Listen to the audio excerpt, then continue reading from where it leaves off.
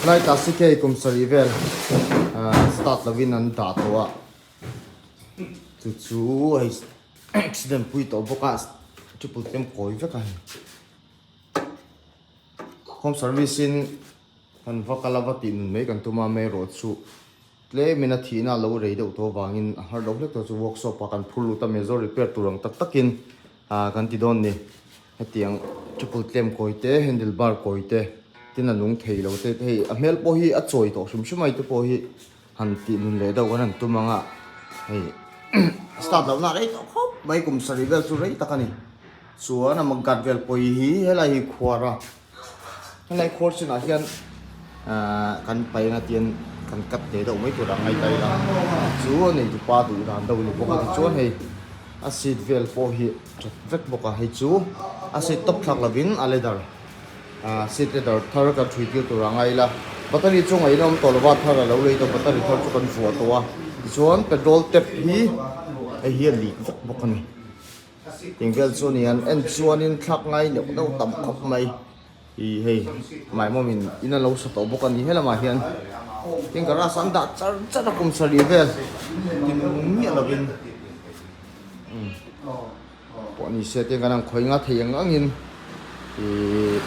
lo ti lan zel kan tum don chu carburetor fence poi ak khida ka to helam lam pang le lam pang zo kin mo ki hei ta hian era lik beka nun ngai nam lo khum shimani lung thei lo pa ngai mo kan te kan vakala me ro chu lo ni chia lo dawa in lama han siam mai thei khathil boi thak do ni wang khan tian kan ikapin kan lalu ta ni engine value chu enge kan la shela wala nun lo wagina ri vel te chaturan ngai phapila head value chu lo rik do pon ne ro ka tang an adjust mai tu rangai la thange ti chu na fok po hi koi do ni he lek dawa accident pui to ni wang khan tiang vel chu ni hey carburetor fence atrat takani hetinga carburetor fence atre chuanin eralik ta ta bike ka dum thingai lo ni tin an dum pon misfiring te siam thei thina chuang carburetor fence hi BS3 le 4 dang lam na kan soi to thinang khan e chu BS3 ni a hen hoya hen engma pipe chuakom lo ni BS4 ho chu airline an hoi lama hin lai tang hen pipe lo chuak ko ma tharam an hi zahni le somli pangani he tharni chon athara hian he lai car o-ring ni chom ngai lowa tian athar pek kanan honga vo tok mai ol khup mai ni i o-ring ke lo vo chonin era lek thei thina kha dik ngai lo chu wang chonin a hluyami hi lak ngai thina hlui hemi o-ring ai kan langa chu chu hemi thara hian vo ngai thin ni i du chona thar poi alusin e som pa na lei thei tho thina a hlui mang ther lo hian ta kha chu ma se chet lo hi chon ma poinam chon lo wa bungvel tingom lo kha chonin ken a hlui mi hi ta bo tok thei ni o-ring hlui hi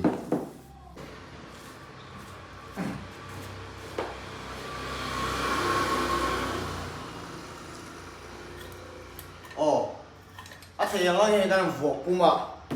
vokuma tila anung thei lo lai big te kang khoi ma sa chu a plug vel te ka thlaka cho current spark thalo vel carbon lai vel te kan tify to boka ti chon carburetor ka kan sil fai ve kan chunga bal noi lo tam khop maya tin carburetor fence thlak to boka chuan anung theim en chinang o lo la nung thei lo me nga engine oil kan thap to boka ni a chakhop mai engine oil po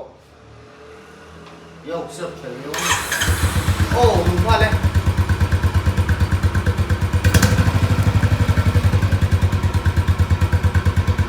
anung chu nung ta phut na he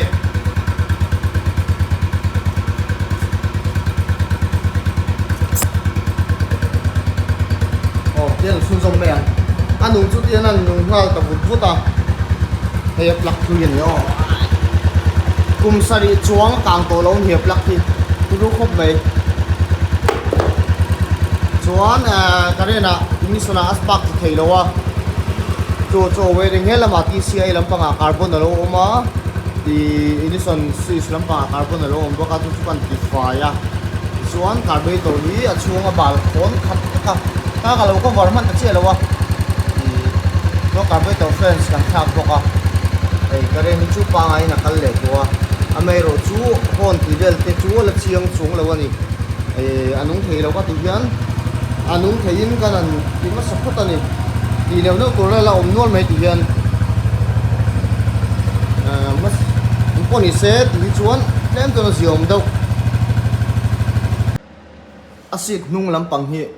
kan kat do dona chan choi asit ma hi hemi ne na ti ni chonin asit mai hi ma sit nung hi an sang le do ra hi aluk si amoi lo do wa chu chu aluk smoi tu rang dawin i pan lu tok si lovin hei hi amma rual do yanin tlemin kan la don ni rual ti khan hemi ma rual tok pi chona lak thei lova a chan chu hemi ma rual to pan lak ki chuanin headline kan kat thak top chuanin a pan don lu tukan nuwa thutan chu chu amma rual ti khan lam kan katanga tlem kan not pan le dawanga aluk slema amma hiam lu tuk ahung sang lu tuk tur kha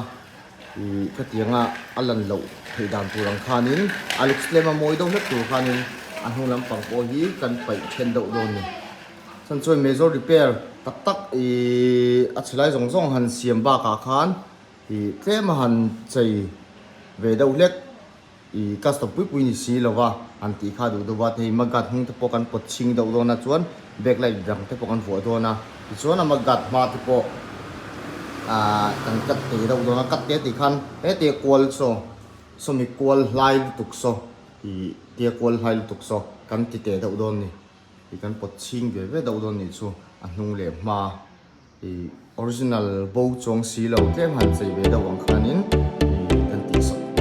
do na ni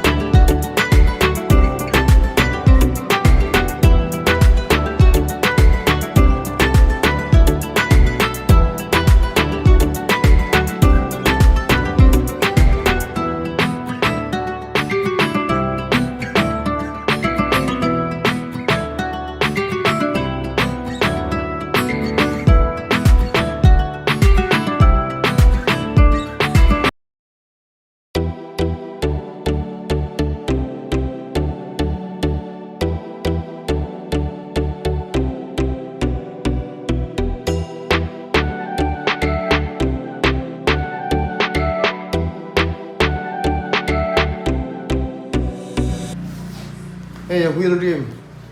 chu kan buk pam por tir to tin a wheel rim a tui ek kai nyu no ang vele mi krom lai tui ek kai ve lang thai sarin a wd te ne an tui kai do na ani lo chuan tui ek kai na sa ve do ubi au tua ang lam phei chu soi tong khang khal lovina da ri lu tu ka chuan hei triple flame vel kan thon to ka engine ba song song vel te chit nung hi kan not zo to a hi chuan a thuina da chiangai to ni si thui tak hi kan la ti lo awang hianin mun danga hianin la ngai thuina o hi kan chuan hela mai nei spoken kan thak tu dom boka chan chu a chei hi angai dom to lo ni hei tu ek tu ke pas che a tu ek khat vek to chu chu thak te langa ya spoken I a wheel up kan ti a spoken bearing a thol to boka chuan a spoken se to kin thak nga ya hi anung lam chu kan thon to a amalami kan la thon lo do a brake shoe tak ke brake shoe poi ala thon lo tro ala thon a chang ve to viau mai sa he ma thon ngai bo kang o hei ma amero chu ai fok po hi ko do wai poi press ni la ngai do na tia kan bui em lai hian hei chu alo ngu ni kan lo ho che hen mo he lai ne lai kai a kum te ne pakhatai chu ai chu shet thiam ngai do si ni o pakhata dia engel chu ni a pas kan nei lo wang vel te chu kan tap khom sakanga ei an lap phel dak loi mai chit nung hi hei kan lak chin hi emiang chin vel kan la ta chumi hnuwa chuan a rol lo lai do kha อันนั้นโนดรัวเลยทั้งนั้นโนดมั่มเลยอันนี้ว่ากัดซากเรื่องว่าตาอีอะไรดาร์ตอมเรื่องว่ากัดส่วนนี้กงบิโววังหัดตำลุตุกค่ะอีมงคันตัวไปต้องทีนั่นนี่อ๋อช่วงเรื่องส่วนต่างๆวันเกียงค่ะก็เสียงส่วนเขาเอาอยู่ชิ้นนี้นี่เลยส่วนนี้เบรกไลท์พอฮีดังกันหัวโดนะอาจจะดังจีจวนเบรกไลท์นุ่งพอยเจงกันปดชิงเฉาตัววังให้ตาฝนลุตุกตุกค่ะอีมักกัดชินเฮียนี่นะเบรกไลท์ออริจินัลที่มันเดลที่ทั่วดูส่วนอเมริกาจู่อลุกสมอยหลงตัวชินนั่นส่วนจู่นุ่งสิทธิ์เนี่ยข้างในตัวชินลุตุกค่ะเวลาให้อมคมตุ้ลเสร็จแล้วค่ะคันตีหลังมอยหลงตัวชินจู่วังส่วนนี้เรียกมาเตะดาวเล็กกัสตอมจีเบรกไลท์กันหัวโดนนี่อินจิโนจู่ให้ส่งให้เราอมนี่กันนั่นเองนะอิงเบลจู่นี่อินเอาตัวเราอมअरे क्या है मामा दोनों के सब में